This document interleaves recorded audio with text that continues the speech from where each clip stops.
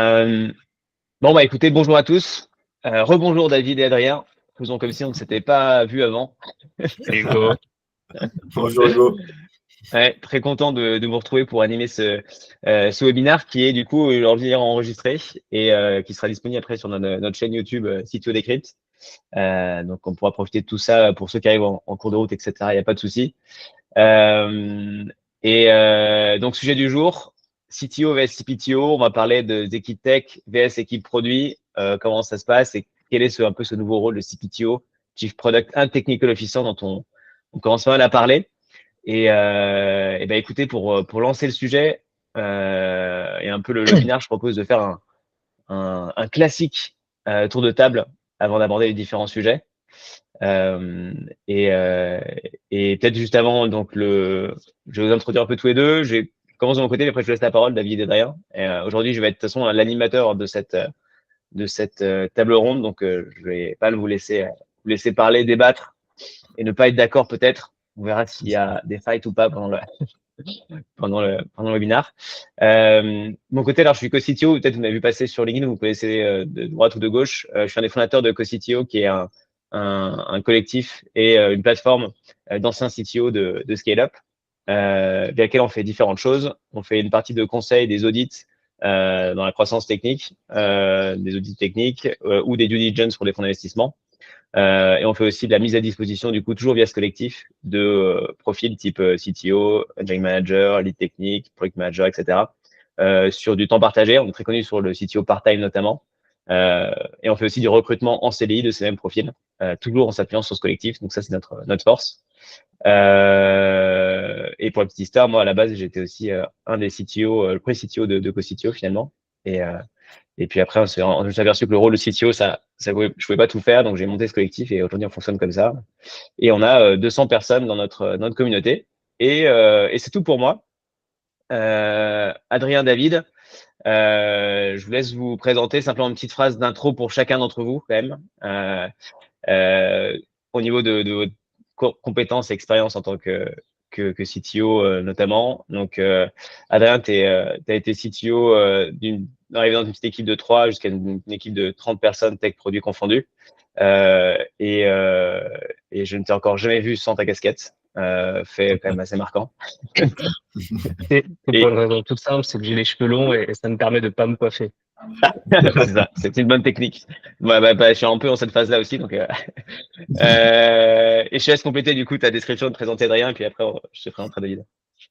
Bah, tu as dit le fait le plus marquant. Moi, j'ai un parcours d'ingé en développement donc très, très classique et j'ai toujours eu une appétence assez forte pour le produit et l'entrepreneuriat. Donc j'ai pas mal jonglé entre ces deux métiers, surtout sur la partie dev, back-end et data.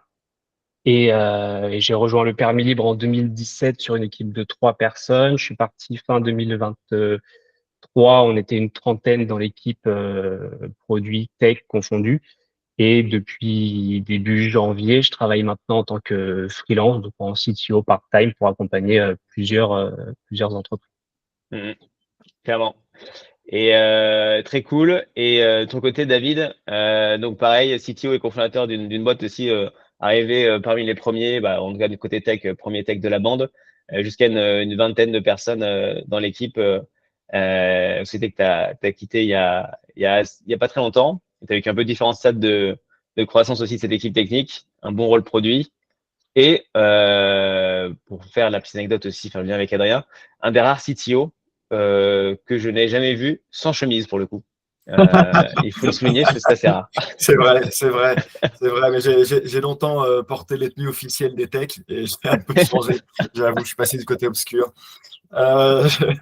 Euh, oui, effectivement. Donc, moi, j'ai cofondé une boîte il y a maintenant 13 ans, 14 ans, avec 3 autres associés.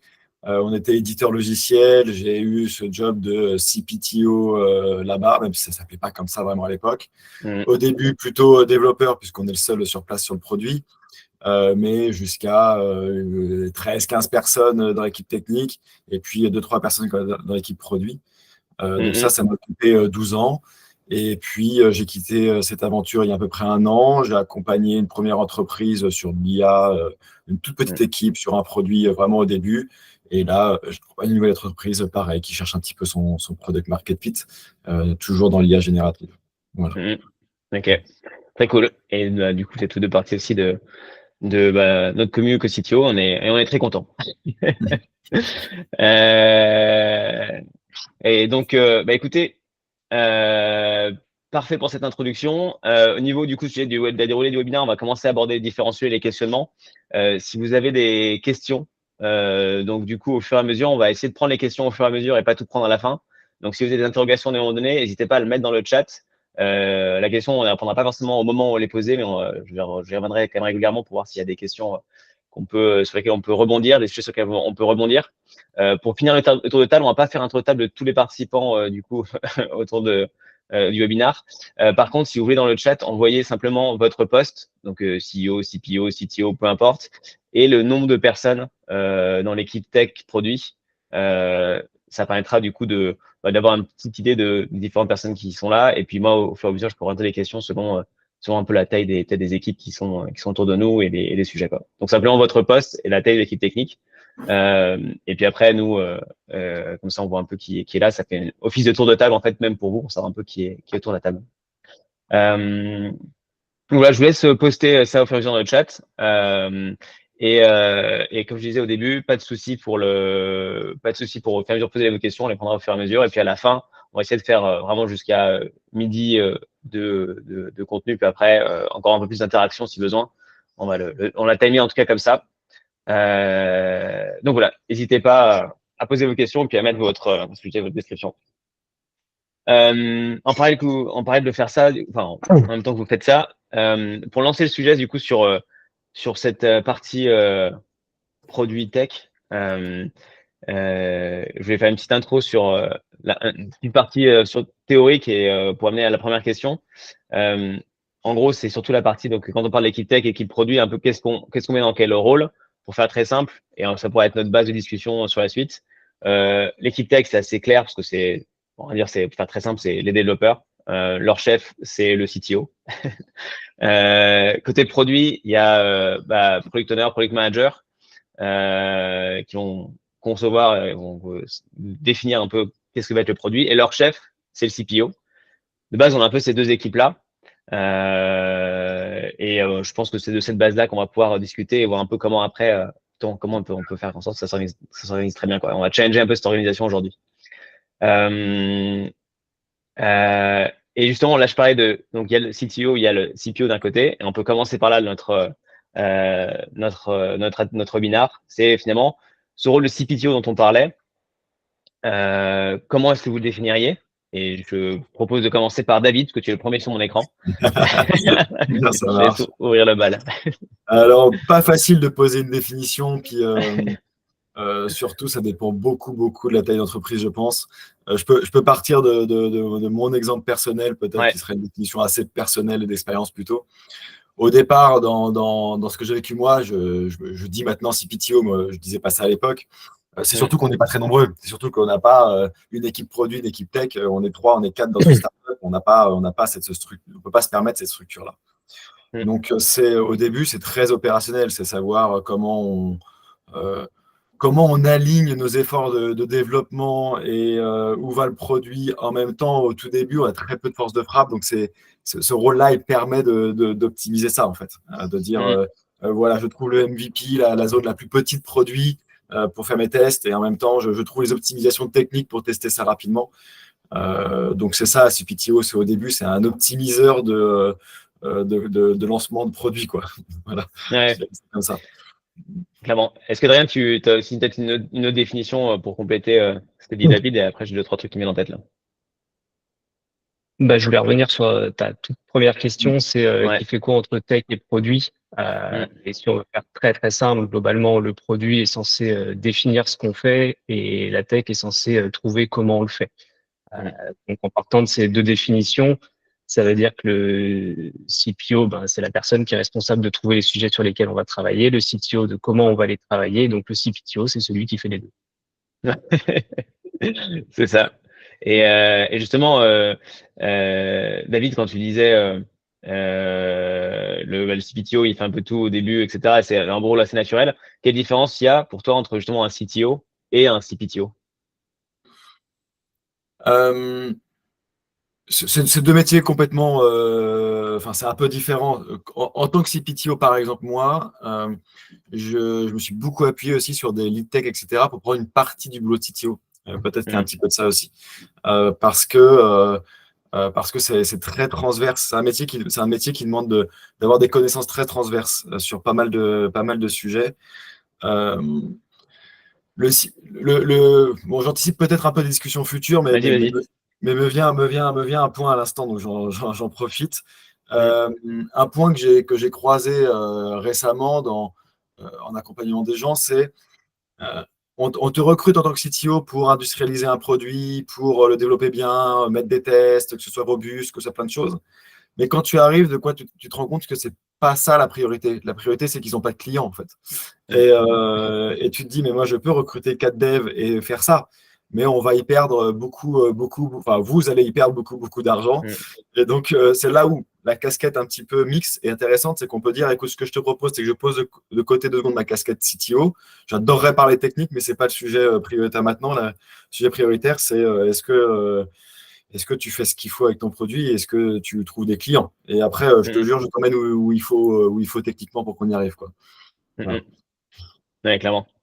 Et du coup, tu disais aussi, ça dépend pas des phases un peu de croissance. Le rôle, même l'équipe produit au début, il n'y en a pas forcément. Euh, à quel moment exactement, enfin, à quel moment on pourrait dire, là, quelles sont les phases un peu dans les boîtes où on se dit, là, on recrute peut-être un PO, un PM, etc. Est-ce que toi, de ton côté, déjà, David, tu as des phases comme ça en tête? J'ai pas de phase ultra spécifique. Je pense que ça dépend un petit peu à la fois un mélange entre la taille de ton équipe, la taille ça dépend du type de produit que tu fais, le nombre d'utilisateurs, les Mm. choses à gérer, etc. Moi, j'ai connu un contexte où mes clients, c'était du B2B. Mes clients, c'était des gros industriels. Donc, ils ont des grosses demandes de roadmap sur des choses un peu différentes. Donc, dès que les volumes de demandes étaient un peu gros, dès qu'il y avait beaucoup d'analyses à faire, dès que l'équipe tech grossissait suffisamment, on n'est pas un surhomme. Donc, il faut, Mm. il faut, il faut commencer à diviser les rôles. Mm. Donc, je ne sais pas où ça se produit. Ça dépend un peu des boîtes. Peut-être quand l'équipe tech produit atteint 10, 15, 20 personnes, il faut commencer à splitter, quoi. Voilà. Mm. Mais c'est un peu arbitraire. C'est quand Ouais, c'est quand on peut gérer, quoi. ouais, ça roule. Adrien, Après, la question, est-ce que tu as en tête aussi un peu des phases comme ça, même en rôle de CTO, tu vois, un peu d'évolution euh, Ouais, le bah, City, vas-y. forcément basé sur mon expérience personnelle, mais déjà le titre de CTO, pour moi, il veut vraiment tout et rien dire. C'est que le métier, selon l'entreprise dans laquelle on l'exerce, la culture de cette entreprise, la taille de cette entreprise et de son équipe, le métier de CTO, c'est pas du tout la même chose. Souvent, le premier CTO d'une entreprise, ça va être un associé fondateur, et à ce stade-là, c'est plus un développeur qu'autre chose. Euh, Mm. Entre 2 et 5 personnes, le métier de CTO, ça va surtout être un métier de lead dev, finalement, avec encore une grande composante opérationnelle et beaucoup de développement au quotidien. Et puis, comme le disait David, on est sur des tailles d'équipe qui sont relativement restreintes, ce qui veut dire que chacun doit être assez polyvalent. Au Mm. tout début de le permis libre, quand on est arrivé, c'est moi qui faisais les maquettes. J'utilisais pas Figma, on faisait des trucs avec des vieux outils. Balsamiq, pour ceux qui connaissent, c'était pas Ah très oui. clean, J'ai fait mais aussi. ça permettait au moins de commencer à avoir une petite démarche produit où on arrête d'improviser sur la façon dont on va faire les features. Et puis, quand tu rentres dans une phase entre 6 et 10 personnes, tu commences à arrêter de développer, tu n'as plus le temps. Donc, tu gardes Mm. plutôt la casquette lead technique et tu prends une casquette de chef de projet. Et quand la boîte commence à avoir 10, 12 personnes, tu n'as plus le temps, il commence à y avoir trop de projets, tu n'as plus le temps de faire la chefferie de projet, tu n'as plus le temps de faire les conceptions techniques de tous les projets, donc tu délègues ces rôles-là, donc tu viens t'entourer de product manager, tu viens Mm. t'entourer de lead développeurs pour leur décharger ces sujets-là. Et toi, tu commences à rentrer dans un rôle qui est de management pur, de stratégie, parce que aussi souvent à ces stades-là, tu commences à avoir des investisseurs, tu commences à avoir un petit comité de direction qui se monte dans l'entreprise, etc. Donc tu passes moins de temps avec la partie technique, plus de temps avec la partie stratégie, et tu rentres dans une partie managériale. Après, à 50 personnes, je ne connais pas, mais je suppose que le Mm. métier il change encore beaucoup. À 100 personnes, le métier doit encore beaucoup changer. Mm. Donc, il y a vraiment quand même, quand on parle de CTO, ce qui est assez important, c'est quand même de voir dans quel contexte la personne exerce ce métier, parce que ça veut dire qu'elle n'a pas du tout le même rôle au quotidien. Et vraiment, il y a un cap qui est assez difficile, je pense, pour tous les CTO. C'est vraiment celui autour de 5-8 personnes quand on arrête de développer. Là, c'est un vrai changement de métier, ça n'a plus rien à voir. Ouais. Tu l'as un peu ressenti aussi, David, du coup, ce cap-là? Alors, je ne l'ai pas senti à cette 8 personnes parce que ce cap-là existe clairement. J'ai moins développé. J'ai eu la chance. En ce moment, je ne développe pas, mais j'ai eu la chance de développer encore, allez, 30-40% de mon temps jusqu'à la fin avant de quitter ma boîte, parce que ça reste un moment de plaisir pour moi. Par contre, oui, il y a un changement, je dirais. Ça dépend des vies qu'on vit, mais quand les investisseurs rentrent dans la boîte, hein, parce que d'un seul coup, on a un autre rôle aussi, qui est un rôle de reporting. Il peut y avoir des comités techniques, il peut y avoir des COMEX, il peut y avoir des audits. J'ai vécu 2-3 audits où on vient vérifier que tu fais bien ton boulot, on te propose de changer de langage, plein de choses. Donc, tu as un rôle aussi de représentation vers l'extérieur et de défendre des choix techniques qui, quand l'équipe grossit, ne sont pas 100% tous les tiens, parce que certes, tu supervises, mais tu ne choisis pas tous les détails de ce qui se passe, mais tu vas aller devoir défendre ça, tu prends un autre rôle. Et puis, le côté management prend énormément d'ampleur, ce qui, moi, n'est pas pour me déplaire, mais si on n'a pas d'appétence pour ça, c'est délicat parce qu'on se retrouve à gérer des gens, quoi. Donc, c'est un métier, c'est un autre métier, c'est même pas au dehors de CTO ou quoi, c'est un métier de manager, quoi. Et puis, tu gères aussi tous les trucs relous que personne ne veut faire. Ah, Crédit impôt recherche, crédit impôt innovation, ces trucs pas très drôles que t'as pas non plus envie de laisser quelqu'un d'autre faire parce qu'il y a zéro plus-value à ce qu'il le fasse. Ouais. Et justement, du coup, c'est intéressant, du coup, dans cette croissance on va dire, au maximum un peu des tailles d'équipe que vous gériez, peut-être en commençant par toi, David. Comment l'équipe tech produit était organisée en termes de nombre de personnes, compétences? Alors nous, on avait un système particulier parce que je ne peux pas vraiment le décrire dans le système habituel parce qu'on était en système qu'on appelle l'holacratie. Alors c'est un système particulier avec des cercles. Il y avait un cercle produit en général. Dans ce cercle produit, on va dire que c'est une équipe produit, mais l'équipe produit de chez nous, elle incluait des PO, des PM. Enfin, le responsable de l'équipe produit était un PM. En l'occurrence, moi, un certain temps, et puis après, j'ai été remplacé sur la fin. Et il y avait également l'équipe qu'on appelait production, qui était l'équipe des devs. Qui produisait le travail à faire, mais c'était dans le même pool. Et le nom du pool était équipe produit, donc c'est intéressant, c'est ça qui a été mis en avant. Et donc, il y avait dans l'équipe production technique, sur la fin, 13-15 personnes, je ne me rappelle plus exactement le nombre, mais il y avait des techs, des DevOps et des gens de la sécurité, parce qu'on avait un gros aspect sécu, nous. Et côté produit, il y avait 2 PO, moi en PM, mais j'étais PO longtemps aussi. Et sur la fin, c'était ça. Et avec des discussions qui étaient transverses. C'est-à-dire qu'on avait les autres fondateurs qui étaient là un peu aux discussions macro, etc. Avec un rôle très clair de qui décidait à quel moment, mais des feedbacks très larges. C'est pour ça que j'ai du mal à mettre un nombre exact parce que ça dépend si on compte des gens qui ont le rôle de tous les jours travailler dessus ou ceux qui interagissent aussi autour des sujets. Si on compte les gens qui interagissent, franchement, c'était quasiment toute la boîte sur le produit. Modulo, les gens qui ont été vraiment très loin, qui faisaient les fiches de paie, quoi. Mais vraiment, sinon, c'est tout, quoi. Ouais. Voilà. Ok. Non, hyper intéressant, du coup, de déjà voir un peu cet orga. Pour la changer, du coup, par rapport à toi, Adrien, ce que tu avais mis en place, du coup, pour ta livre, ça ressemblait à quoi? Ça a beaucoup évolué avec la croissance de la boîte. Au tout début, c'était vraiment une équipe tech. On était quelques développeurs et globalement, le CEO nous demandait des fonctionnalités à faire et on venait les faire. Ensuite, on a recruté Fatma qui est présente dans ce live. Donc, bonjour Fatma, qui était notre product designeuse et qui a commencé à nous faire des maquettes un petit peu mieux que ce que je faisais avec Balsamiq pour savoir un petit peu comment on allait développer. Et ensuite, on a eu l'arrivée de Antoine, qui est aussi dans ce live. Donc, bonjour Antoine, qui est venu nous aider sur la partie plutôt UX. Et ce qui a été intéressant à cette période, c'est qu'on a commencé à être 7, 8 dans l'équipe. Et ensemble, on a décidé vraiment, on était vraiment en termes de structure, une équipe produit avec Antoine et Fatma et une équipe technique. Donc, 2 équipes quand même un petit peu distinctes. Et à ce moment-là, on a commencé ensemble à vouloir fusionner les équipes et à travailler sous forme de squad, maintenant des squads. Ouais. Et c'est une équipe qui contient tous les profils pour pouvoir développer des fonctionnalités de manière complètement autonome. C'est une équipe qui est autosuffisante. Donc, on a du design, on a de la UX, on a alors nous, on faisait du front et du back, donc des dev front, des dev back. Voilà, on a toute cette panoplie de profils.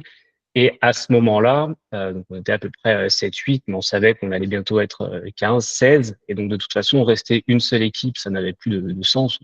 C'est pas efficace, une équipe de 16 personnes. Donc, il fallait qu'on trouve un modèle où on peut avoir plein de petites équipes qui n'ont pas besoin les unes des autres pour avancer. Donc, on a pensé un peu ce modèle des squads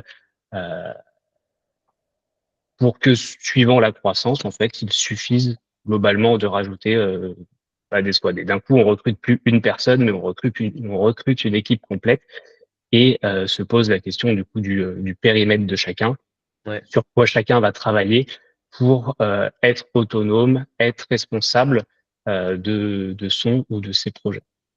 Et par squad, du coup, en termes de répartition tech-product, ça donnait quoi un petit peu en termes de nombre de personnes? Alors, on avait un format un peu type pour une squad. C'était un product manager qui était épaulé par un lead technique dans chaque squad, un product designer par squad, et puis on avait à peu près 2 devs supplémentaires dans chaque squad. Donc, on faisait beaucoup, nous, de front-end plus que de back-end. Donc, on avait en général 2 devs front par squad et un dev back par squad, plus du coup product manager et product designer. Et vers l'année dernière, on a commencé à rajouter des data analysts aussi dans les squads pour aller jusqu'au bout de cette démarche produit. C'est que pour bien réfléchir à ce qu'on fait et pourquoi on le fait, l'idée c'était avant de se lancer dans une feature, de réfléchir à quelle serait la métrique de succès de cette feature, comment cette métrique vient s'inscrire dans les objectifs globaux de la boîte. Et une fois qu'on sort la feature, d'avoir le calcul data de est-ce que la fonctionnalité atteint les objectifs qu'on attendait d'elle. Et vraiment important de faire ce travail de définition des métriques de succès avant, parce que des fois, on peut se retrouver dans des situations où on va venir changer après coup le critère de succès pour se dire que finalement, les 3 semaines de travail qu'on vient de passer, elles sont pas perdues, ça a servi à quelque chose. OK, ça a pu faire progresser une métrique, mais c'est pas pour ça que la feature est un succès, parce que la métrique qui a progressé, c'est pas du tout celle qu'on voulait faire augmenter. Donc, d'un point de vue business, la feature est relativement neutre. Voilà, ça, c'est un peu la forme. Après, pour que ce système de squad fonctionne bien, on avait quand même des squads parallèles. Une squad qu'on appelait plateforme qui était là pour les évolutions techniques et l'infrastructure, et puis une squad un peu de lead tech, mais plutôt de responsable de département, un lead back-end, un lead front-end, etc. Donc le lead dans chaque squad, il est surtout là pour s'assurer qu'on pense bien les fonctionnalités, mais dans un cadre qui a été défini par des leads back-end et front-end annexes. Ok, excellent. Et du coup, justement, par rapport à ce que tu dis, ça va être pas mal de rentrer dans dans la présentation par justement l'exemple, etc. Et avant ça, du coup, Adrien, tu parlais d'un PM et d'un product designer. Il y a du coup Laurent qui a mis une question dans le chat. Les différences entre les missions d'un product manager et d'un product designer. Eh ben, c'est une excellente question. Je pense que la définition varie probablement d'une entreprise à l'autre. On peut rajouter product owner dans l'équation et c'est ce que j'allais dire. rajouter encore quelques nœuds au cerveau. La façon dont nous, on séparait ces responsabilités-là, en fait, le product manager, il était, à mes yeux, vraiment central parce que lui, il avait globalement deux binômes dans sa squad. Il avait le product designer qui l'accompagnait en permanence sur les ateliers avec les équipes métiers pour comprendre quels sont les besoins auxquels le produit doit venir répondre. Si on se dit on a un problème avec le parcours d'inscription parce qu'il y a trop de churn ou quelque chose comme ça, eh bien, le product manager et le product designer essayent de comprendre ensemble auprès des équipes métiers ce qu'on peut faire, quelles sont les infos qui remontent des utilisateurs et qu'on peut aller corriger. Et puis, l'autre binôme du product manager, c'est le lead technique. C'est une fois qu'on a bien défini ce qu'on doit faire, comment on va le faire, s'assurer que la partie technique l'a bien comprise et est capable de proposer une solution qui tient la route. Et si la partie tech est pas capable de proposer une solution qui tient la route, enfin, ils seront forcément capables. La question, c'est est-ce qu'ils seront capables de le faire assez vite? Dans ce cas-là, ils viennent arbitrer ensemble sur comment on peut aller modifier un petit peu la fonctionnalité produit qui a été identifiée pour la peut-être la rendre un peu moins bien côté produit, mais beaucoup plus facile à mettre en œuvre pour aller chercher de la valeur plus rapidement. Ouais. Et donc, le product designer, son rôle, c'est avec le product manager, comprendre le besoin métier, puis de le retranscrire sous forme de workflow, sous forme de maquette UX, Maquette, ouais. et ensuite sous forme de maquette UI. Là où le product manager, lui, va vraiment faire cette partie cadrage en amont pour bien s'assurer qu'on a compris les enjeux, s'assurer que le travail fourni par le product designer répond aux enjeux, et ensuite le product manager, chez nous en tout cas, assurer aussi toute une partie de chefferie de projet. C'est lui qui, derrière, s'assure qu'on a bien des tickets qui soient bien préparés, qui soient bien découpés, que les sprints soient bien organisés, qu'ils soient bien animés, que les rituels sont bien faits, qu'il y ait du reporting qui remonte aux échelons supérieurs, qu'on a bien identifié nos métriques de succès, qu'on a bien calculé nos métriques de succès. C'est un rôle vraiment central, le product manager. Ouais. Et par rapport à ça, du coup, David, c'était assez intéressant. Tu parlais aussi de toi, tu as commencé, tu faisais PO, puis après PM, etc. C'est intéressant d'avoir ta définition, enfin la manière dont tu différenciais ces rôles-là dans la lignée de la question de Laurent. Oui, alors moi, dans mon cas à moi précis, le PO avait un rôle très, très opérationnel, concret et gérer le quotidien. C'est-à-dire, très, très concrètement, créer des user stories. En fait, au niveau PM, on va discuter de… Alors moi, j'avais un produit avec une roadmap un peu longue, parce qu'il y a des engagements contractuels. Il y a les grandes features, les grandes choses qu'on va mettre en place sur les prochains mois. Et le PO intervenait, lui, pour dire, OK, bon, c'est une grande feature où on a décrit une vision, on a décrit ce qu'on voulait que ça fasse, les objectifs, à quoi ça sert, etc. Eux le décrivaient en très concret, en user story très concrète, étaient avec l'équipe de dev tous les jours dans les stand-up, etc., pour répondre aux questions, valider les stories, voilà. Et puis, ils avaient un rôle aussi chez nous, mais ça, je pense que ce n'est pas universel du tout, de coup de main au PM, à moi. C'est-à-dire que c'est eux qui allaient voir, ce qui est normalement un peu l'inverse, mais c'est eux qui allaient voir beaucoup les clients et qui rapportaient les choses, parce que je manquais de temps. Donc, ils occupaient le reste de leur temps à aller voir les utilisateurs, les clients, prendre les feedbacks quand il y avait des releases, etc., pour condenser tout ça et nous donner toutes ces informations-là quand on réfléchissait au produit. Mais ils avaient vraiment un rôle très opérationnel au quotidien. Moi, en tout cas, quand je dis PO, je pense vraiment à un boulot qui est ça, quoi, avec les équipes tous les jours, créer les tickets, expliquer ce que ça veut dire, etc. Je pense que c'est un rôle important, je fais une parenthèse là-dessus, mais souvent je le dis, ils ont un rôle qui sous-estime les PO. Pour moi, ils sont un énorme, comment dire, en français, c'est grâce à eux aussi que l'équipe de dev va aller vite. C'est parce qu'ils leur donnent juste ce qu'il faut au bon moment, la bonne info, la bonne granularité, que tout est clair, que tout va vite. Bien sûr, il faut que les devs sachent développer, mais s'ils donnent des trucs trop gros, trop flous, pas dans le bon ordre, trop d'un coup, le système ralentit. Donc, ils ont un grand rôle de rendre la possibilité d'aller vite sur le développement.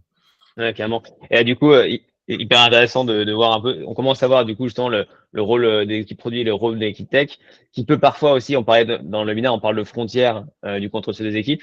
Il peut y avoir un peu des conflits ou des affrontements. Et pour rebondir sur ce que disait du coup David, est-ce que tu as en tête un exemple justement à un moment donné sur un chantier de problème, enfin d'opposition product tech?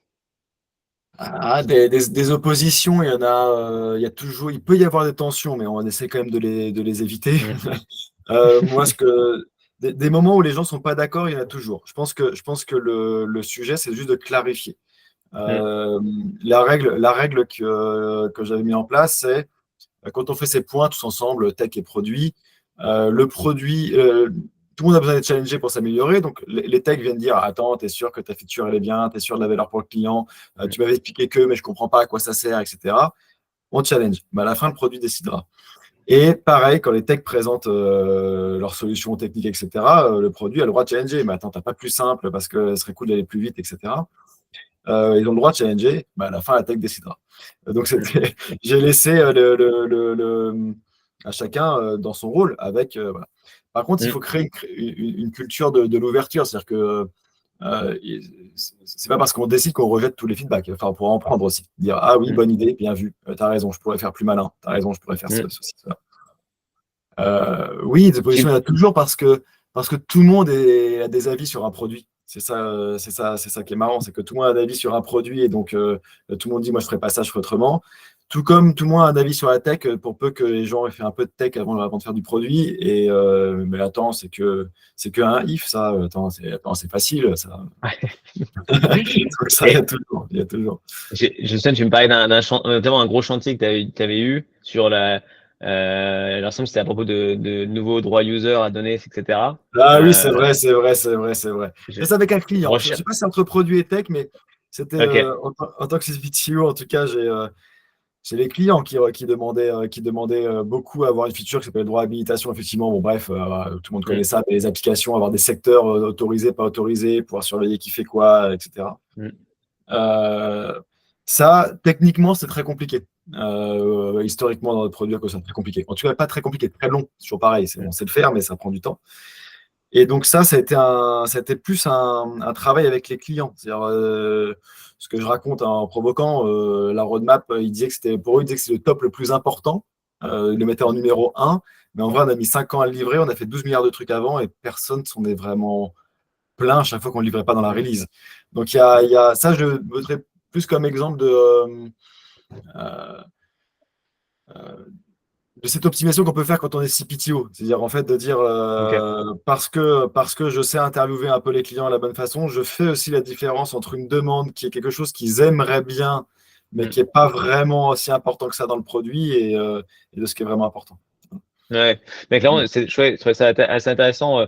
Pour mettre un peu de contexte, du coup, c'était certains clients qui faisaient remonter une demande de feature d'attribution du coup de droits utilisateurs, etc. sur la plateforme, qui remontait souvent comme sujet. Ok, c'est bien. Et toi, tu l'as souvent vu comme pas un must-have, mais un nice-to-have.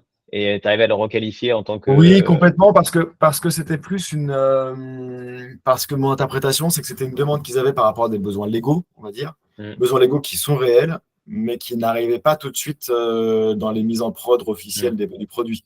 Donc, on avait beaucoup de temps, techniquement. Ouais. Voilà.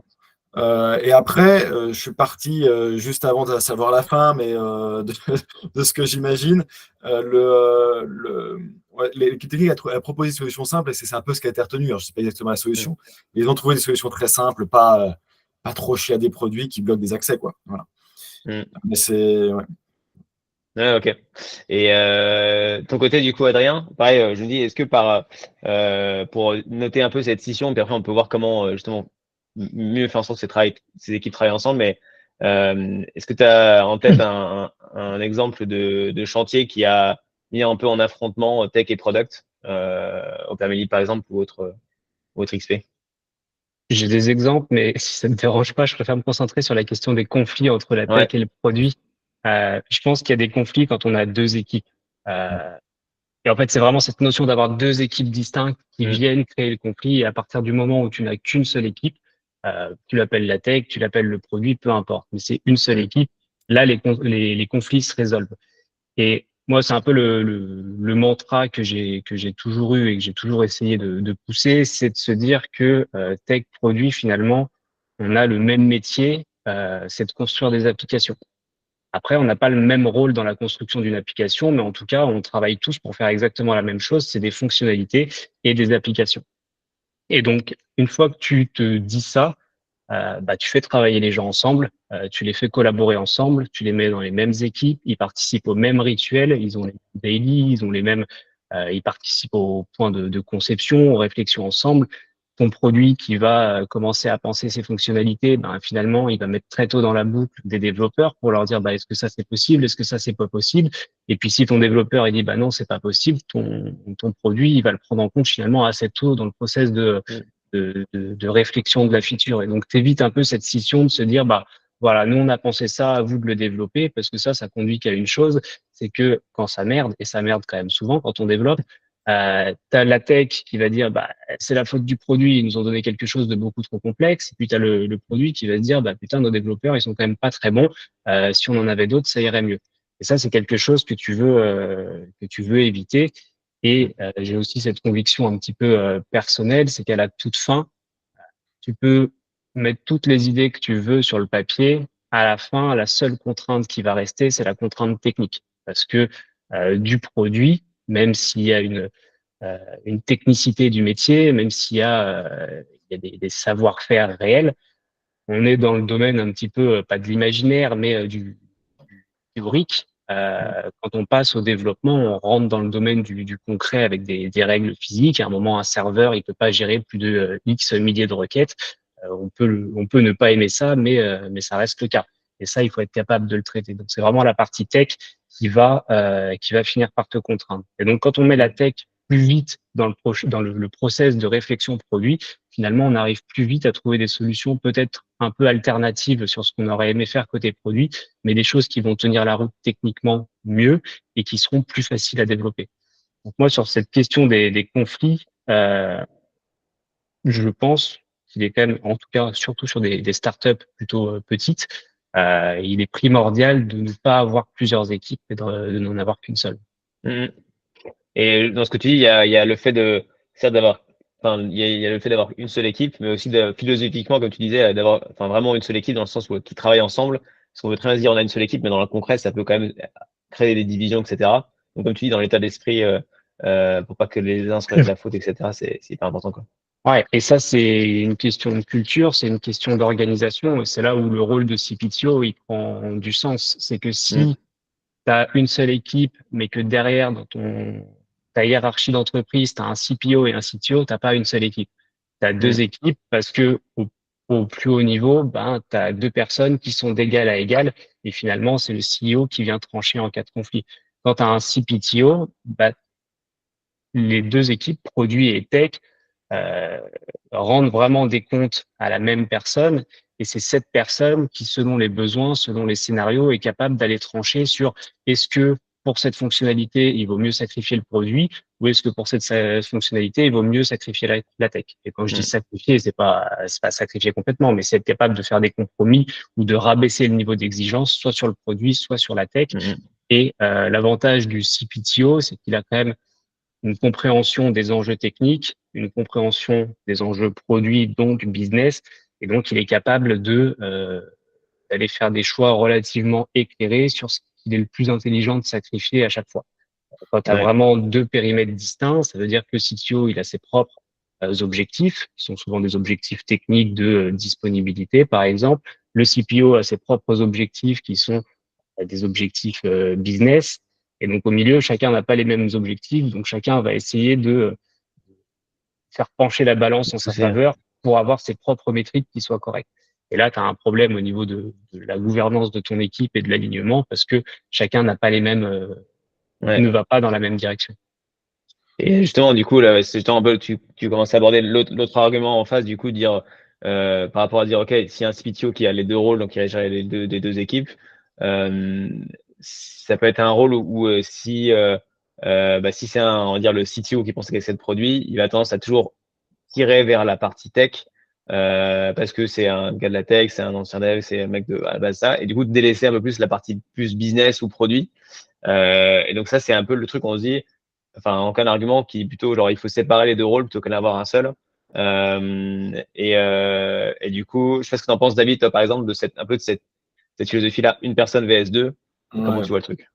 C'est sûr que c'est un argument qui peut se tenir. Je pense que je rejoins un peu Adrien sur ce qu'il explique. Je pense qu'il faut faire une seule équipe. Je ne suis pas très partisan de il faut deux forces qui s'opposent pour trouver la solution au milieu parce qu'en faisant ça, c'est dans la phrase, on a mis deux forces qui s'opposent. Et c'est vrai qu'on trouvera peut-être un chemin au milieu, mais un chemin un peu dans la douleur et dans une équipe qui collabore pas. Euh, donc ça, je ne suis pas très fan. Par contre, pour des questions de savoir-faire aussi, ça faut quand même pas l'ignorer. Euh, ce sont deux métiers quand même différents. Et je pense que être CPTO avec une équipe de 10, 15, 20, 30 personnes, oui. Être CPTO dans une boîte de 500 avec des produits énormes et des équipes de tech énormes, non. Je veux dire, Mm. on arrive sur des Ouais. choses un petit peu différentes. Par contre, ça peut être intéressant de créer des binômes très forts qui collaborent vraiment. Mais il faut qu'ils aient le même objectif, quoi. Simplement, Mm. ils apportent chacun leurs compétences dans ce même objectif et ils binôment pour trouver un chemin ensemble. Moi, je vais dans le même sens qu'Adrien là-dessus. Il faut des équipes très proches. Moi, ce que j'aime bien dire aux équipes tech aussi, c'est par exemple qui des fois chaque petite user story, elles ne sont pas livrables directement, etc. Pourquoi c'est important que ce soit livrable? Ce n'est pas un exercice théorique, c'est parce qu'on va peut-être aider notre product manager, peut-être aider notre commercial à aller faire une démo demain matin à un nouveau prospect qui vient d'appeler mais on veut lui montrer la dernière feature parce que ce qui l'intéresse, c'est pile poil ce qu'on est en train de développer. Et donc, ce serait cool de montrer ce qu'on a là maintenant, même si ce n'est pas complètement fini. Donc, la tech, nous, on est au service de tous ces gens-là. Et donc, on doit développer cette fierté d'être au service, cette fierté d'être des magiciens qui permettent que le rêve devienne réalité. Voilà. Et donc, si tout le monde arrive à se voir comme ça, positivement, c'est chouette. Ouais. Ensuite, il y a un point, il y a un risque. Tu dis que le CTO soit trop tech par rapport au CPO. C'est vrai. Surtout s'il a un passé de technique.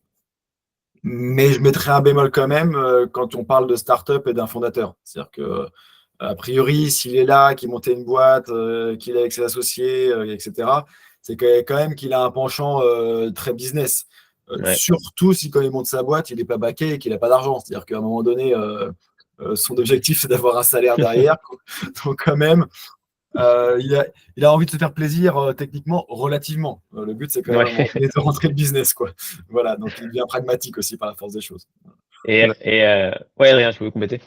Ouais, c'est ce que j'allais dire, c'est que effectivement, quand ta boîte devient assez conséquente, il peut commencer à y avoir la nécessité d'avoir deux rôles distincts. Mais quand tu es sur des entreprises de petite taille, donc on va dire inférieures à 60 ou 100, je pense pas que des entreprises en 60 croissance… dans l'équipe en tout ou dans l'équipe technique? Dans l'équipe en tout, ouais. Okay. Ces boîtes, je pense pas qu'elles puissent se permettre d'avoir un CTO qui a aucune vision produit et qui a aucune vision business. Tu as forcément besoin d'un profil qui est quand même assez polyvalent et qui a compris que on n'est pas là pour faire de la tech pour le plaisir de faire de la tech. Enfin, vraiment le côté tech en tant que hobby, c'est très bien en projet perso, c'est très bien chez soi, c'est très bien pour s'éclater, mais c'est à l'opposé de ce qu'il faut faire quand on fait du projet d'entreprise, je pense. Le meilleur code qu'on peut écrire en entreprise, c'est finalement celui qu'on n'écrit pas et qui va pas créer du legacy, qui va pas créer de la maintenance, qui va pas créer un besoin d'évolution. Donc, il me semble quand même assez primordial que le CTO d'une jeune entreprise ait une vision produit et business qui soit quand même assez aiguisée. Ouais. Et non, il est intéressant de voir la différence, enfin, justement, le socle de compétences qu'il faut rajouter à un CTO pour devenir entre guillemets CPTO. Du coup, j'ai une petite question pour vous regardant là, du coup. Est-ce que déjà pour être un bon CPTO, est-ce qu'il faut une bibliothèque en fond d'écran Google Meet? Absolument. C'est important. J'ai l'impression que c'est un sujet quand même assez pour montrer tous les livres sur le product qu'on a lu et tous les livres sur le dev. Voilà, ils sont là. Moi, j'ai lu un article qui disait que les gens avec une bibliothèque en fond étaient perçus comme plus intelligents. Donc, depuis ce jour-là, j'ai mis une bibliothèque. Je suis pas plus intelligent, mais si les gens le croient, c'est toujours ça de gagner. C'est pour ça que je mets une chemise, ça fait plus sérieux. C'est pour ça. Voilà. Ça fait plus produit. Si j'ai mis le t-shirt, ça fait plus tech. Non, du coup, pour revenir un peu plus sérieusement sur cette question du coup de définition du rôle du CPTO, peut-être de ton côté, David, quel stock de compétences pour toi il faut rajouter à un CTO pour qu'il devienne CPTO? Beaucoup. Beaucoup. Je pense que ça dépend vraiment encore une fois, à chaque fois, mais cette nuance, mais elle est importante. Ça dépend à quel moment on se situe dans la boîte. Ouais. Et puis ça dépend le type de produit qu'on fait aussi. Parce que quand on parle produit, on a souvent en tête les applications un petit peu grand public, etc., où il y a beaucoup de choses à savoir. Mais parfois, c'est aussi construire des produits pour des gros industriels avec quelques specs un peu établis, des choses plus simples. Donc, il n'y a pas toujours du discovery à faire, quoi. Je pense que ce qu'il faudrait lui rajouter, c'est la capacité, tu dois prendre un premier, c'est la capacité à évaluer, on va dire, la business value des features et d'évaluer le ROI, business value, coût de développement, comment je développe dans le bon sens, comment j'optimise tout ça, comment je mets de la mesure pour aller savoir si j'ai obtenu les résultats que je voulais, ce qu'explique Adrien, même si les mesures peuvent être un peu qualitatives au départ parce qu'on est au début de l'aventure, mais avoir cette culture de ne pas être que dans l'intuition, de ne pas être que dans le j'ai un rêve, j'ai monté une boîte avec un produit trop sexy, mais qui puisse se rendre compte quand même rapidement qu'on va dans le mur ou pas. Je pense que tous les gens, je ne sais pas les gens qui sont ici dans l'audience, mais tous les gens qui ont monté des startups, ils ont pivoté à un moment ou à un autre. Moi, j'ai pivoté qu'une fois, j'ai de la chance. Les gens que j'accompagne en ce moment, ils ont pivoté 2 ou 3 fois, je crois, avant que j'arrive. Donc, il faut être prêt à voir qu'on va dans la mauvaise direction, ou que ça ne prend pas, ou que voilà, et de changer de sens. Et en termes de métriques, du coup, c'est intéressant que tu soulignes ça. Avant que je pose cette question, si vous voulez aussi compléter, je vois qu'il y a des petits messages dans le chat, notamment Adrien qui appuyait le sujet sur l'alignement du coup tech product qui est important pour limiter les conflits, qui soient embarqués dans la même direction, etc.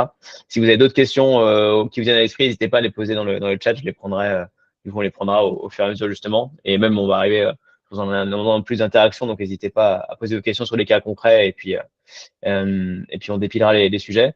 Et ouais, du coup, sur les metrics que tu parlais, David, à l'instant, tu en parlais au début, Adrien. Ça peut être intéressant en truc concret. Adrien, de ton côté, par exemple, quand tu parlais de metrics, qu'est-ce que tu avais mis en place comme truc?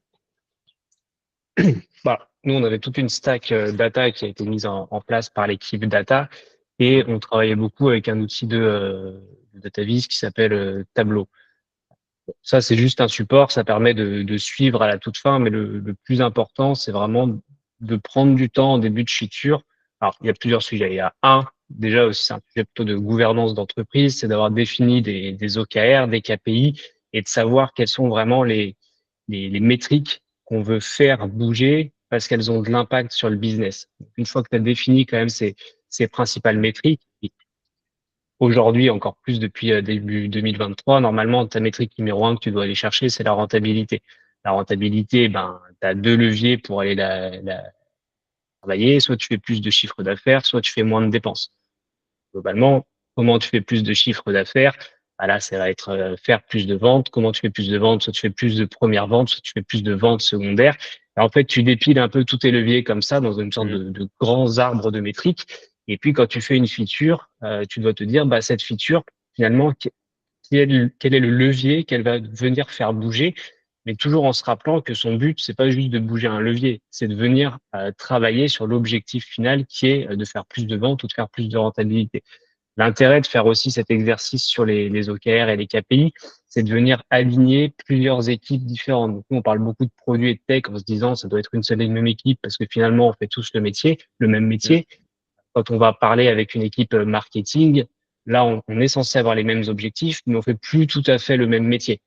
Et le souci, c'est que si tu as, je sais pas, des équipes marketing et des équipes sales derrière, potentiellement, il y en a une qui sera objectifiée sur les inscriptions et les premières ventes, et l'autre qui sera objectifiée sur les ventes tout court. Et en fait, le but, c'est de se dire que l'équipe marketing, son but, c'est pas juste de faire des inscriptions. On fout de faire des inscriptions. Des inscriptions sans achat, ça rapporte rien derrière. Son but, c'est de faire des inscriptions pour faire des achats derrière. Donc, c'est vraiment de venir se remettre dans ce cadre de pourquoi on fait les choses, quels sont les leviers qu'on bouge et pourquoi on bouge ce levier en particulier. Donc ça, c'est vraiment il y a un gros travail pour moi de définition en amont des métriques de l'entreprise et de comment le produit va venir s'inscrire à l'intérieur de tout ça. Après, la data, quand tu la gères en entreprise, tu te rends compte que c'est vite un peu le bourbier numéro 1, c'est que tout le monde veut des données, tout le monde veut des données hyper compliquées, tout le monde veut des données différentes, il y a 10 000 calculs différents et finalement, on n'a pas de source de vérité. Se mettre d'accord déjà un petit peu sur ce qu'on calcule, comment on le calcule, faut en faire beaucoup moins, mais il faut le faire beaucoup mieux. Des fois, on est capable d'attribuer l'origine d'une vente, mais on ne sait pas combien on fait d'inscriptions par jour. Il y a un problème à aller à un niveau de granularité aussi fort et de ne pas être capable de sortir des métriques aussi simples. Donc, c'est vraiment de reposer ses bases. Et puis, si tu as la chance d'avoir une équipe data, c'est cool. Après, il faut, pour moi, apprendre le SQL au plus de monde possible. C'est un des trucs qu'on a fait chez Le Permis Libre, c'est qu'on a appris au product manager à faire des requêtes SQL. Ils sont pas experts, c'est pas leur métier, mais quand ils ont des questions simples, ils sont capables de se débrouiller. Si jamais ils savent qu'il y a des dev back ou des data analysts à qui ils peuvent demander une relecture de la requête pour s'assurer que leur travail est correct, et au moins ça les rend un petit peu autonomes là-dedans. Tu fais ça avec le marketing, donc tu fais ça avec toutes les personnes en fait qui sont amenées à se poser des questions.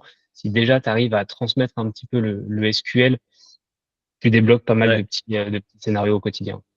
Ouais, clairement. Ton côté, David, justement, comme astuce en termes de rallier tech et produits, qu'est-ce que tu as pu mettre en place, un peu de trucs concrets ou d'exemples? Alors, rallier, oui, alors il y a plein de trucs concrets pour que les deux se sentent proches. Déjà, les devs, ils venaient avec le produit dans les réunions. C'est-à-dire qu'à chaque fois qu'on voit un client, un prospect, une réunion de feedback sur le produit, etc., il y a toujours, le plus possible, en tout cas, un dev, un DevOps, peu importe, quelqu'un de la tech présent. Je vais même plus loin, s'il se sent capable d'en parler et tout, il prend même la parole, il peut demander les feedbacks, faire plein de choses, mais au moins pour observer, parce que ça aide beaucoup la tech à comprendre le produit. C'est super important parce que souvent il y a des frustrations qui peuvent arriver de type ah oui, on me demande ça, mais à quoi ça sert? Je comprends pas, mais j'arrive machin. Quand on Là, c'est les rencontre devs en rendez-vous le client, c'est vrai, ça en gros comment? c'est les devs en rendez-vous client, quoi. Enfin, qui peuvent des Ouais, fois les devs poser. en rendez-vous client, parce que souvent, Mm. quand on a le feedback, quand tu vois le client, même sur l'usage après, par exemple, c'est du feedback, quand on voit que le client, il galère, il n'arrive pas à utiliser le truc ou qu'il n'est pas très content, bah, d'un seul coup, le dev, la petite amélioration qu'il fallait faire qui l'embête, ça l'embête Mm. plus. Il fait bah, attends, mince, j'ai un peu honte, quoi. Je n'ai pas envie que mon produit soit tout pourri. Donc ça l'emmène face client un peu, quoi. Mm. Et à l'inverse, si ça se passe bien, il est super fier de son travail, ce qui me motive encore plus. Et pareil, c'est un deuxième point qui est plus dur à faire, que j'ai pas toujours bien réussi à faire, mais qui est plus dur. C'est qu'autant on n'arrête pas de dire, il faut faire des réunions tech produits ensemble pour se comprendre. Tous les produits ont toujours envie que tes techs soient là, venez discuter avec nous des produits, de la valeur des features et tout. Mais aussi, le produit, il faut venir de nos réunions tech. Donc, il va falloir scoltiner un tout petit peu pourquoi c'est compliqué, pourquoi la base de données, ceci, cela. Je ne dis pas les discussions les plus compliquées, mais je pense que pour créer cette confiance, il faut qu'il y ait une culture générale de petites choses qu'on connaît un petit peu de la tech ou du produit qui nous permettent de discuter ensemble. Euh, donc voilà, mais on peut faire de la vulgarisation, mais ça permet Mm. aussi au produit de dire ah oui, maintenant je comprends mieux pourquoi ça pose problème. Donc si je fais ça, en fait, ça augmente ton nombre de connexions au serveur et donc oui, voilà, c'est ça. Et on peut Mm. commencer à parler un peu, même si on ne comprend pas la finesse du métier, mais on comprend au moins un peu des choses pour parler. Euh, Ouais. et puis voilà, puis après, moi, ce que je répète tout le temps, c'est surtout de la confiance parce que je suis intimement persuadé qu'on ne comprendra jamais totalement le métier de l'autre. Parce que, comme tous les métiers, on croit qu'on comprend parce qu'on a une culture, mais on ne comprend pas vraiment. C'est compliqué en vrai, un métier. Donc, on ne comprend pas tout. Donc, comme on ne comprend pas tout, il faut que chaque équipe soit capable de faire un peu de lâcher prise quand même et dire OK, bah, je te fais un peu confiance là-dessus parce que, bon, a priori, ça fait quand même 3 jours que tu bosses sur le sujet pour sortir la bonne réponse. Donc, donc j'imagine que tu as bien réfléchi, quoi. Voilà, il y Mm. a un peu de ça aussi. Ouais, clairement. Et dans la même lignée du coup de ce qu'on dit là, je sens que on en parlait bah, tu l'as un peu dit tout à l'heure, mais le fait que la tech soit au service du Ouais, produit et des fois le produit est au service de la tech. ouais, Euh, tu as notamment parlé de, tiens là j'ai si un produit dit, un product dit, tiens il faut cette feature en 3 jours, le tech dit en fait non il va falloir 10. Plutôt que d'un affrontement, c'est ouais, comment. c'est négocier. C'est négocier. Moi, Ouais. ce que j'aime bien faire, en tout cas, et ça, c'est l'avantage d'être CPTO, par contre, c'est qu'on négocie avec soi-même, donc c'est facile. Mais, le point que j'aime bien, c'est proposer des négociations, comme il y a les deux. C'est-à-dire que la négociation, c'est le tech ne veut pas du mal en disant que c'est 10 jours ou 3. C'est-à-dire que tu Mm. peux insister pour que ce soit 3, la réalité, c'est 10. Bon, bah écoute, si tu veux que je le fasse en 3, il va te le faire à l'arrache, enfin même pas, enfin, au bout d'un moment, c'est pas faisable, quoi. Mm. Et le produit ne veut pas t'embêter non plus. C'est qu'il y a un vrai truc qui serait trop bien si on l'avait en 3 jours. Mm. Et donc, l'idée, c'est de négocier. Par exemple, une négociation qu'on peut parfois réussir à faire, ça dépend vraiment des enjeux tech, c'est de dire, OK, est-ce qu'une version où tu codes à l'arrache un truc qui marche pendant 3 jours, c'est peut-être un peu volumineux, mais pour que je puisse le montrer au client, je puisse le livrer, j'ai conscience, tu n'as pas fait tous les tests, tu n'es pas au niveau, il peut y avoir des bugs, les bugs, je les assume, je fais face client, c'est moi, le produit, j'y vais parce que je te couvre. Et qu'en échange, une fois que tu es livré ça, que je peux aller voir mon client, je te laisse les 6 jours qui te manquaient pour te mettre au propre. Et tu sais quoi, je t'en laisse même un septième parce que vu que tu vas devoir mettre au propre après et pas en même temps, tu vas avoir un peu de dette technique. Est-ce que c'est un bon deal et c'est OK, mais je te laisse vraiment, je ne viens plus avec des demandes d'urgence. Mm. C'est des deals qui peuvent marcher. Par contre, il ne faut pas trahir ton deal parce qu'après, les oppositions reviennent. Il ne faut Ouais. pas arriver avec une deuxième urgence le jour juste après, quoi. Il faut... Ouais. Et ça marche plutôt bien parce que tout le monde, ça crée de la confiance et de la fierté à tout le monde. C'est-à-dire que côté produit commence à avoir confiance en ses devs, dit ah bah ils sont là pour m'aider, c'est vraiment un soutien pour moi, quoi. Et les techs disent ok, bah, je sais que le produit c'est pas de m'entuber, qu'ils ont conscience de mes problèmes, ils me font prendre, donc je peux lâcher du mou et je peux y aller. Voilà. On Ouais. retire ce là. Ouais, ça évite le sujet de je parlais à Adrien aussi au début de la faute qui se projette. Ah bah les produits de tech ils avancent pas assez vite. Les techs disent bah ce que dit le produit c'est n'importe, enfin c'est beaucoup trop dur à faire, hein, etc. Pour éviter Ouais. ce truc-là. Il y a un dernier truc que j'ai peut-être pas dit, ça vient de me revenir, mais Ouais, vas-y. une bonne façon aussi, c'est au support produit. On avait un support ouvert 24/24, donc il fallait mettre un peu de monde derrière. C'était un choix qu'on a fait. On a voulu recruter des gens spécialistes du support à un moment donné, ça n'a jamais vraiment marché. Ce qui a bien marché, c'est que c'était l'équipe produit et tech, un tour de rôle qui tournait. Il y avait toujours quelqu'un du produit et toujours quelqu'un de la tech au support, prêt à répondre, et qui pouvait répondre en binôme, pas en binôme, voilà, ça dépendait des horaires de la journée et de la nuit, mais qui travaillaient ensemble sur les sujets, qui avaient en face d'eux les sujets. Et donc ça crée beaucoup de proximité aussi, parce qu'on est face aux problématiques technico-fonctionnelles des clients. Des fois, ils n'ont pas compris une feature, des fois, il y a un truc qui ne marche pas, enfin, ça couvre des choses très larges. Mhm. Et ça m'a créé beaucoup de liens aussi entre ces équipes-là. Voilà. Mhm.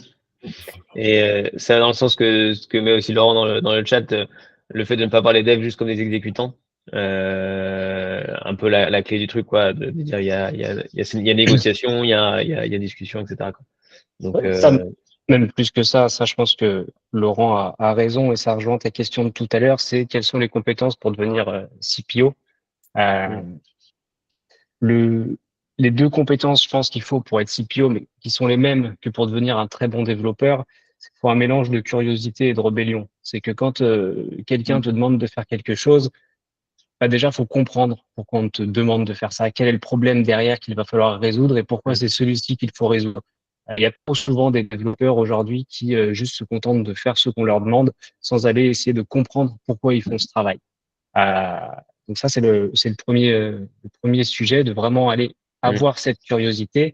Et ensuite, c'est que moi, ce que j'aime pas trop, c'est quand on émet un problème et qu'on émet la solution en même temps. Et souvent, il y a une information qui manque quand quelqu'un qui n'est pas de la technique vient proposer du produit, vient proposer une solution, c'est qu'elle n'a pas connaissance de ce qui existe, elle n'a pas connaissance de la complexité à venir faire des modifications dans la base de code. Et donc, c'est là où il faut avoir ce côté un petit peu rebelle pour dire, bon, bah, OK, vous m'avez demandé de faire ça, moi, c'est pas ça que je vais faire.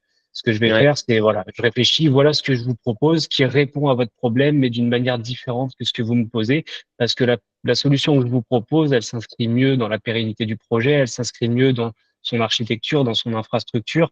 Et ce que je vous propose sera beaucoup plus simple à développer et beaucoup plus simple à maintenir.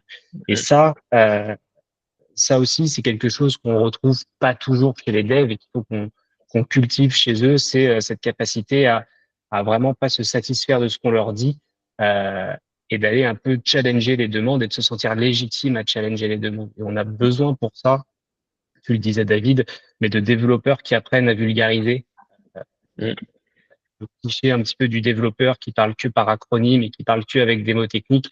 Il faut qu'on en sorte. Parler technique à des gens qui sont pas techniques, ça nous rend pas meilleurs, ça nous rend pas plus intelligents. Et quand on communique, c'est pour partager des informations. Donc, si l'information elle est pas comprise en face, on a juste perdu du temps à communiquer. Donc, il ouais. faut Et vraiment. je te coupe du coup, Alain, parce qu'on arrive à la fin on va continuer la Allez-y. discussion juste après, mais je vois qu'il y a quelques personnes qui commencent à quitter le webinaire. On arrive à la fin un peu du temps qu'on s'était donné initialement. Nous, on reste disponible pendant quelques minutes avec David et Adrien pour continuer le sujet avec ceux qui veulent. Grosso modo, on voit bien que le sujet, union une seule équipe pour la tech et le produit, c'est un peu l'idée qui ressort quand même énormément aujourd'hui. Et puis ce rôle clé de CPTO qui en découle.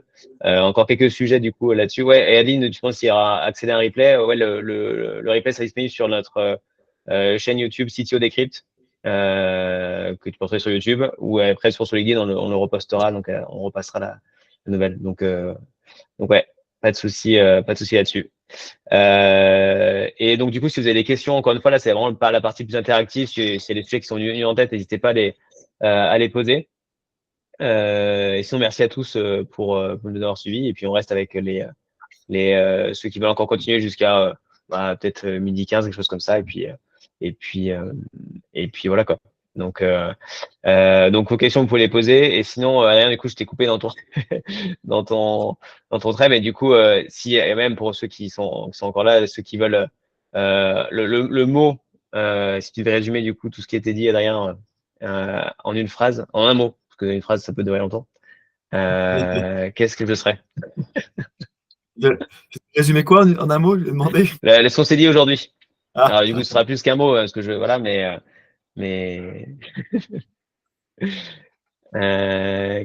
qu'est-ce que ce serait pour toi, du coup, Adrien, par exemple, le maître mot? T'es mute, Adrien. J'aurais tendance à dire polyvalence ou synergie, quelque chose dans ce style. D'accord, dans l'idée. Ok. Et de ton côté, David, qu'est-ce qui t'est venu à l'esprit? m'est venu collaboration, optimisation. Voilà. Mais je suis d'accord avec les mots d'Adrien aussi. C'est vrai que ça marche aussi. Passion Ça marche d'amour. aussi. Ouais. Et du coup, pareil, pour continuer un peu, avec ceux qui veulent le sujet, il y a une question qui m'était venue aussi à l'esprit, qui était, en fait, on parle de CPTO, c'est assez récent, alors que bon, on a l'impression qu'on fait de la tech depuis assez longtemps. Et pourquoi, finalement, c'est assez récent? Et peut-être te poser la question, David, comment tu vois le truc? Pourquoi on parle de CPTO maintenant? Avant, ça n'existait même pas. Eh ben franchement, je ne sais pas, tu me poses une colle, pourquoi ça existait pas avant? Je crois qu'on le faisait déjà avant, non? J'ai l'impression que ça a toujours existé. J'ai l'impression, moi, en tout cas, dans l'environnement startup dans lequel j'ai un peu navigué les 10-15 dernières années, là, on croise que des CPTO quasiment. Ou alors, l'alternative, c'est vrai qu'il y a un CEO qui est très CPO finalement. Les boîtes où il y a des. En tout cas, je ne vais pas faire des stats, c'est des stats un peu intuitives, mais j'ai à chaque fois vu un petit problème dans les boîtes. Problème, ça ne empêche pas de réussir, mais c'est plus difficile, quoi. Dans les boîtes où il y a vraiment, dès le départ, un associé très tech, un associé très produit, parce que soit ils se font une confiance vraiment folle et c'est génial et ça avance beaucoup, soit au contraire, c'est ça que j'ai vu le plus souvent. En fait, il y a quelqu'un d'un petit peu geek, quoi. C'est ça le CTO, quoi. C'est un peu le geek qui est venu là parce que dans le produit, il y a vu quelque chose de technique intéressant à faire. En ce moment, je sais pas, ce serait de l'IA, quoi. Et donc, non, je veux pas changer d'orientation produit si je fais plus le sujet technique qui m'excite et qui est la raison pour laquelle je suis venu. Et ça, c'est quelque chose qui est un peu dangereux souvent parce que ça fait des conflits entre associés, ça fait des choses qui ne sont pas au bon endroit parce que souvent, quand on est associé, on a tous connu ça, il y a un peu des amitiés qui se baladent par là. Et donc, dans ces rapports, c'est pas facile de mettre des freins, de dire attends, il faut quand même qu'on soit moins tech et plus produit ou l'inverse, etc. Dans ce binôme-là, ça a toujours existé. Je croisais beaucoup de CPTO, on ne s'appelait pas CPTO à l'époque, c'est tout. Ouais, c'était un peu le. Et justement, du coup, Baptiste, tu parlais de CPO, CTO, la différence. Du coup, au début, c'est un peu compliqué. Baptiste pose des questions justement plutôt dans une entreprise qui grandit. Au moment où il faut bien séparer ces deux rôles. Comment, alors peut-être pour commencer avec toi, Adrien, du coup, pour éclaircir sur le sujet, comment est-ce que tu dirais, OK, comment bien gérer cette séparation, sachant qu'avant, c'était une seule personne? Alors déjà, je ne sais pas s'il faut forcément séparer ces deux rôles. Je crois que chez Blablacar, par exemple, ils ont un CPTO, l'entreprise est quand même assez conséquente. Donc, ça va dépendre aussi des profils qui sont déjà en place dans l'entreprise.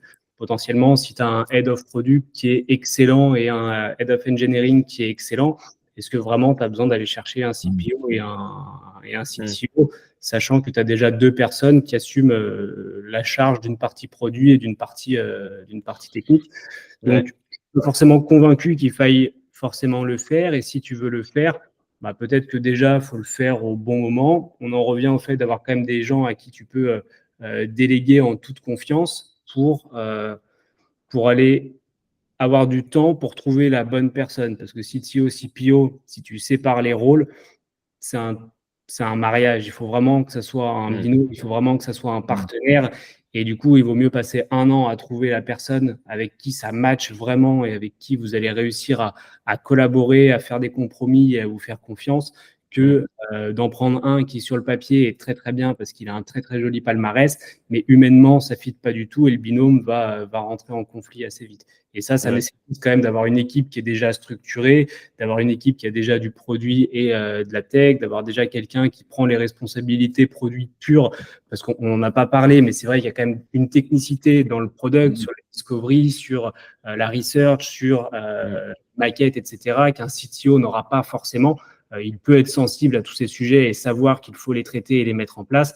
Il ne sera pas le mieux placé pour la partie opérationnelle là-dedans. Donc, on a besoin de quelqu'un dans l'entreprise qui va porter ces sujets. Et si tu as ça, je pense que t'es pas à quelques semaines ou quelques mois près pour trouver la bonne personne et il vaut mieux prendre ce temps supplémentaire pour bien t'entourer.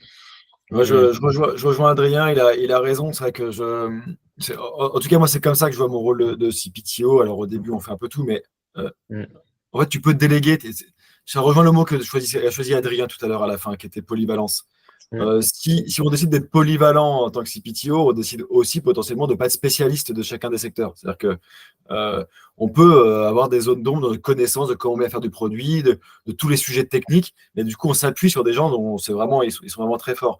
Nous, notre rôle en tant que CPTO, quand on a ces gens-là, moi j'avais ça côté technique par exemple, alors que c'est ma base pourtant, mais j'adore m'appuyer sur des gens très très pointus, c'est que nous, on s'occupe de mettre la synergie, en fait. On s'occupe de trouver les compromis, de trouver comment on organise tout ça dans quelque chose de productif, intelligent et sympa, en faisant confiance qu'on nous remonte les bonnes infos et les bons indicateurs et voilà, avec le bon savoir-faire. Il y a une technicité aussi. Peut-être que, tout comme on prend des CTO part-time pour nous aider, ce serait cool d'avoir des CPO part-time aussi. Je pense que c'est ça un peu l'idée. Donc, je dirais que si le CPTO vient de la technique, qu'on lui offre un CPO part-time et inversement, quoi. Voilà. C'est un peu le truc, carrément. Et après, il y a aussi sur ce rôle-là, on parle de CPTO ou de CTPO. Est-ce qu'il y a une différence entre les deux ou est-ce qu'on est juste sur du détail? Peut-être à poser à toi la question, Adrien, pour faire le ping-pong. Je crois que ça dépend ce qu'on veut mettre en avant, je crois. Je pense que tu as quand même une petite différence. Si tu as le P en premier, en général, c'est que tu as plutôt un parcours produit initialement, et ça veut dire que tu risques d'être plus léger sur les questions techniques.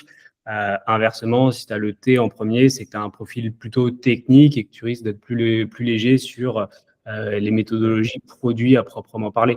Donc ça, en soi, c'est pas forcément grave. Il y a plein de CPO qui gèrent excellemment bien des équipes techniques et plein de CTO qui gèrent très, très bien des équipes produits. Par contre, il faut être capable de reconnaître à quel endroit on a un petit peu plus de lacunes et à quel endroit, justement, il faut aller mieux s'entourer de profils plus seniors et plus experts pour prendre un peu le lead de ces sujets. Parce que je suis un peu plus fragile en produit qu'en technique. Et c'est pour ça que j'avais besoin de personnes côté produit. Je savais qu'il fallait mettre une impulsion produit dans l'équipe, qu'il fallait mettre en place toutes ces bonnes pratiques, ces bonnes démarches. Ça ne m'empêche pas de faire de la veille à ce sujet et d'apprendre la théorie. Par contre, sur l'opérationnel, je n'étais pas la bonne personne pour le faire et on avait besoin de personnes pour aller relayer ça dans les équipes et mettre en place les process précis. Ouais. Ça, je trouve ça c'est intéressant. Du coup, ça nuance aussi le sujet justement de CPTO en mode rôle magique. Il y a quand même, du tout, ça veut dire qu'il y a forcément, selon la compétence tech ou produit, une différence, enfin, c'est pas certainement des lacunes d'un côté ou de l'autre. Et comme on disait, du coup, à pas hésiter, tu le dis aussi, David, tu l'as dit que tu as appris aussi à recruter aussi un POPM pour les gens qui étaient vraiment experts de ces méthodes. Ouais, moi je suis entièrement d'accord avec Adrien. Je sais que moi, par exemple, en tant que CTO, je peux tenir jusqu'à des grosses équipes. En CPO, je suis pas sûr. J'ai pas expérimenté. Donc, par exemple, moi, effectivement, même les PO qu'on avait recrutés la dernière fois, sans parler CPO, mais les PO avaient des études. Il y en a un notamment qui avait une spécialité sur savoir correctement poser des questions aux utilisateurs, faire des études non biaisées, etc. Génial. Moi, je sais pas, j'ai pas fait un bac+5 pour ça, donc ravi d'avoir ça dans l'équipe qui arrive, quoi. Et donc voilà, je suis entièrement d'accord avec Adrien, il faut connaître ses limites. Mais c'est vrai que quand on croise quand même pas mal j'étais en incubateur pas mal, j'ai beaucoup croisé de startups. Il y en a beaucoup qui n'ont pas les bases techniques du produit, de comment on fait les choses. Donc là, on a peur des fois de dire CPTO mettant le P en premier, mais on peut le faire en fait quand même. Il y a une première marche qu'on sait un peu franchir quand même. Non, carrément. Écoutez, merci, messieurs. Je pense qu'on est un peu au bout des questionnements qu'on avait prévus. Encore une fois, s'il y a quelques dernières questions, une dernière question, on peut la prendre. Je repasse un peu ce qu'on avait vu, mais est-ce que, messieurs, il y a des sujets sur lesquels vous voulez revenir ou un truc sur lequel vous voulez insister? Je vous laisse me dire. Bah, écoute, là, j'ai l'impression qu'on a fait pas mal le tour.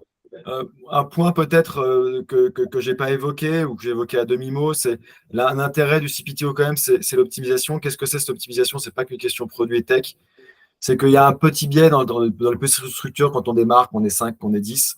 C'est qu'on adorerait avoir du produit, de la tech, etc. Mais il n'y a pas du boulot pour des temps pleins, en fait. En fait, on développe lentement les features encore. On est en train de chercher notre marché, on est en train de faire plein de choses. Et du coup, si on n'est pas un temps plein, on s'occupe. Donc, on s'occupe en faisant trop de produits, on s'occupe en faisant trop de tech. Du coup, c'est pas très bon. Je pense qu'au début, tant qu'il n'y a pas assez de travail, ça peut être malin de fusionner un peu tout ça, quoi. Ouais, clairement. Ton côté, Adrien, est-ce que tu as aussi un élément sur que tu voulais revenir insister ou Non, pas spécialement. Je pense qu'il n'y a pas de méthode miracle, il n'y a pas Mm. d'organisation miracle, il n'y a que des choix qu'on fait sur lesquels il faut être objectif et pragmatique et itérer petit à petit pour trouver ce qui marche le mieux pour notre entreprise. Ouais, carrément. Moi, je vois que merci à tous qui veulent y aller. Si on veut vous retrouver, David et Adrien, où est-ce qu'on peut vous contacter? Bon, LinkedIn, hein. LinkedIn, pareil. Classique. C'est le bon endroit. Classique. Je vous confirme, nous aussi, du coup, sur côté CoCTO sur LinkedIn, la page pro CoCTO ou mon compte Hugo Dupré. Et puis après, il y a les autres comptes de la boîte aussi que vous pouvez regarder. On a chacun un peu notre ligne éditoriale. Moi, je suis dans celle-là qu'on vient d'aborder aujourd'hui. Et puis aussi notre chaîne YouTube, du coup, CTO Decrypt. Si vous voulez voir quelques épisodes d'interviews de CTO, etc. Et puis les autres lives qu'on a fait. Et puis celui-là qui va bientôt sortir. Donc merci à tous de nous avoir suivis. Et puis voilà, merci pour ce débat, effectivement. Merci David, merci Adrien. C'était très sympa de vous avoir tous les deux sur le sujet, chemise et casquette, comme on vous appelle. Merde. La prochaine fois, je mets un t-shirt. Merci à tout le monde et merci à toi, Hugo. Merci. Ouais. Et merci Adrien. Ça marche. Merci à tous. À bientôt. Ouais, ciao. Bon appétit, bon après-midi. Au revoir.